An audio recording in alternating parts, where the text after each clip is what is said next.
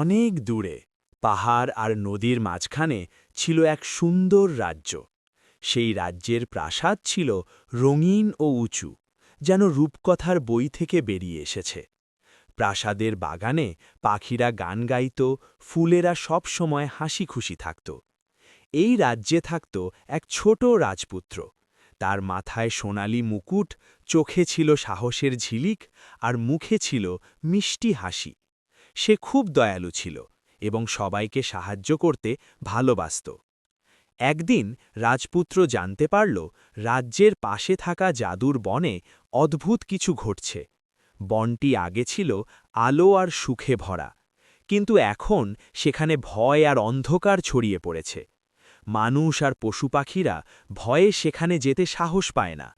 সাহসী রাজপুত্র ঠিক করল সে নিজেই জাদুর বনে যাবে এবং সবার ভয় দূর করবে।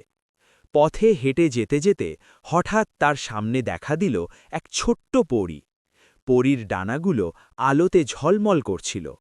পরী মিষ্টি কণ্ঠে বলল, হে সাহসী রাজপুত্র, বনের ভেতরে এক দুষ্টু দৈত্য বাস করে, তবে ভয় পেও না, তোমার হৃদয় ভালো, তাই তুমিই পারবে তাকে হারাতে। পরী রাজপুত্রকে দিল এক জাদুর তলোয়ার। তলোয়ারটি হাতে নিতেই আলোতে ঝলসে উঠল চারদিক। সাহস নিয়ে রাজপুত্র এগিয়ে গেল বনের গভীরে। হঠাৎ গাছের আড়াল থেকে বেরিয়ে এলো বিশাল এক দৈত্য। তার চোখ জ্বলছিল আগুনের মতো, গর্জনে কেঁপে উঠল বন। কিন্তু রাজপুত্র ভয় পেল না। সে শক্ত করে তলোয়ার ধরল এবং সাহসের সঙ্গে দৈত্যের সামনে দাঁড়াল। এক মুহূর্তেই জাদুর তলোয়ার থেকে বেরিয়ে এলো উজ্জ্বল আলো। সেই আলোতে দৈত্যের অন্ধকার শক্তি হারিয়ে গেল। দৈত্য বুঝতে পারল ভালোবাসা আর সাহসের সামনে অন্ধকার কখনো টিকে থাকতে পারে না। দৈত্য হার মানল, আর সঙ্গে সঙ্গে জাদুর বন আবার আলোয় ভরে উঠল। গাছেরা হাসল, ফুল ফুটে উঠল, পাখিরা আবার গান গাইতে শুরু করল। রাজপুত্র আনন্দ নিয়ে রাজ্যে ফিরে এলো। মানুষ তাকে ভালোবাসায় বরণ করল।